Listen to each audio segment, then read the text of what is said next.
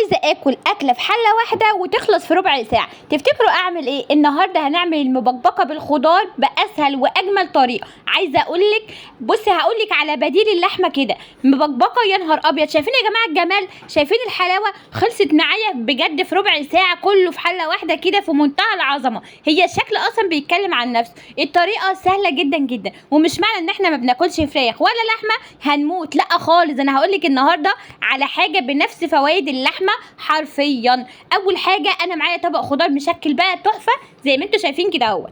تمام، طماطم، زيتون، مشروم طبعا. والمشروم ده يا بنات مش قادره اقول لكم على فوائده. عايزه اقول لكم ان ده بروتين نباتي 100%، بديل اللحمه، فوائده زي اكنك بتاكلي لحمه بالظبط. وبصلايه وفصين من الثوم وقرن فلفل حامي وقرن فلفل رومي. اجيب سكينه بقى كده اهوت زي ما انتم شايفين، وهقسم المشروم لجزئين زي ما انتم شايفين كده اهوت. اي تقطيعه عندك تمام، بس يكون التقطيعه بتاعتك تكون باينه شويه عشان يبقى الخضار باين كده في وسط المكرونه. حاجه كده يا نهار ابيض. هقطع كل حاجه مكعبات بشكل عشوائي كده اهوت. تمام، لو قلبت الفلفلايه على الناحيه الثانيه بحس ان هي بتتزحلق كده من السكينه. لما تقلبيها بقى كده على يعني على البطن كده من جوه بتبقى ايه، بتتقطع معاكي بكل سهوله. طبعا لو عندك فلفل الوان حطي كده. وبصي حدث ولا حرج، مش قادره اقول لكم الخضار في الوصفه دي عامل ازاي ما شاء الله كله. انا مش هضرب حاجه يعني، انا حتى مش عايزه اضرب الطماطم ولا حاجه. انا كل حاجه هقطعها زي ما انتم شايفين كده اهوت بطريقه عشوائيه خالص. المهم ان كل حاجه هتدخل في قلب بعضها كده.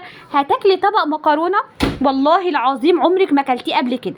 كل حاجه بنفس الكلام كده زي ما انتم شايفين. البصلايه هقطعها كده اهوت جوانح، واقوم عامله فتحه كده في النص بحيث ان هي تتقطع حتت صغيره شويه عشان خاطر ما تبقاش برده ايه باينه معايا. ماشي، حلو الكلام كده. وعايزه اقول لك ان الزيتون بيديها طعم وريحه خطيره بجد، حلوه جدا جدا. يا نهار ابيض بقى لو عندك شويه جبنه كمان كده موزاريلا وحطيتها على وش الطبق بتاعك من فوق، كلي بقى وادعي لي بجد، حرفيا حاجه كده متدلعه. هخلص بقى كل تقطيع الخضار زي ما انتم شايفين كده اهوت بنفس ذات الشكل. تمام، وندخل بقى على الوصفه بتاعتنا اللي ان شاء الله هتبهرك. اكله العشر دقايق. لما بصي لو جايه كده من شغلك وعايزه تاكلي اكله سريعه مش هتاخد في ايدك اي حاجه، محتاره مثلا ومش عارفه تتعشي ايه، خفيفه جدا اللهم بارك. بصوا يا بنات الزيتون انا هحاول اقطعه حتت صغيره زي ما انتم شايفين كده اهوت. ماشي، واشيل البذره. اهم حاجه تشيلي البذره، اوعي تعملي زي حالاتي كده وتسيبي ايه البذره. يعني انا سبت بصراحه بذريه لقيتها في الاكل وانا باكل. تمام، بس انا شايلاه والله قدامكم اهو. شايفين يا جماعه؟ مش عارفه انا دايما مظلومه كده ليه. جوزي بيقول ايه بذره زيتونه، قلت له عادي، ايه المشكله؟ ده الياف. كل الحاجات دي فوائدها لا تعد ولا تحسب. خلصت طبق الخضار. شايفين يا جماعه طبق الخضار؟ عايزه اقول لكم ان طول ما انا بقطع المشروم انا باكله كده، انا بعشقه، بحب حتى اكله وهو ني. ده يا جماعه فوائد اللحمه حرفيا. شويه زيت محترمين في الحله كده ما تبخليش عشان خاطر تطلع معاكي مفلفله. عايزه تضيفي سمنه مفيش اي مشكله خالص. تمام، انا مش هعمل اي حاجه غير ان انا هسخن الزيت وبعد كده اضيف عليه الخضار وبعد كده اضيف عليه المكرونه زي ما انت شايفه كده اهوت. وشويه توابل بقى طبعا اساس الوصفه مكعب من المرقه عشان يدفع لك طعمها في حته تانيه خالص. تمام، وشويه فلفل اسود وشويه ملح وشويه كمون. عايزاها سبايسي حط شطه، بس انا حطيت قرن شطه خلي بالك. ماشي، وما فتحتوش ولا حاجه، انا عايزاه يديها ريحه كده، فاهمه قصدي؟ ما كانتش سبايسي قوي ولا حاجه، كانت في منتهى الجمال. هديها بس تقلبتين كده اهوت في الزيت.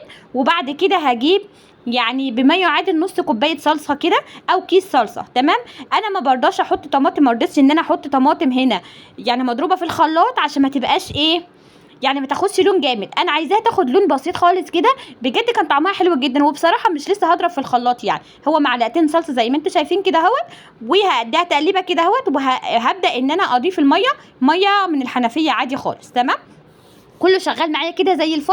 هي مش عايزه غير طبق مخلل. هزود بقى الزواد العادي خالص اكني بعمل رز او اكني بعمل مكرونه اي حاجه. تمام كده، يعني هغطيها كده اهوت زي ما انتم شايفين. وهسيبها بقى تاخد وتدي طبعا بشكل ودي. عايزه اقول لك ان انا بصوا يعني ما شاء الله في ربع ساعه كنت مخلصه الاكله وبهراهم بجد. انا عيالي اللهم لك الحمد بيحبوا الخضار، وجوزي بجد اول مره ياكل يعني. انا دايما بعملها مش كده، بعملها بصراحه لا بلحمه لا بفراخ، بس في نفس الوقت المبكبكه النهارده بالخضار طعمها احلى من اللحمه واحلى من الفراخ. اول ما تبدا ان هي تتشرب كده، شايفين يا جماعه العظمه؟ يا نهار ابيض على الجمال، يا نهار ابيض على الحلاوه. ولا قرن الفلفل ده كان طعمه في حته تانية خالص. هديها تقليبه وهدي عليها النار خالص واسيبها برده تتشرب كده سيكه. انا برده عايزه فيها صوص خفيف كده، مش عايزاها تبقى ناشفه قوي. وكلي بقى وادعي لي.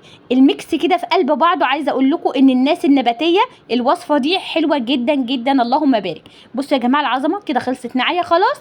نغرب بقى ونشوف الجمال في الاخر. لايك وشير، ولو لو وصلت معايا لغايه هنا وما حطيتليش اللايك والله زعلانه، والله زعلانه جامد. اللهم بارك كده. شايفين يا جماعه كل معلقه كده فيها بروتين وفيها خضار وفيها نشويات، يعني حاجه كده اللهم بارك تستاهل بق كل اللي هيحط لي لايك. يا ريت اللايك والاشتراك في القناه.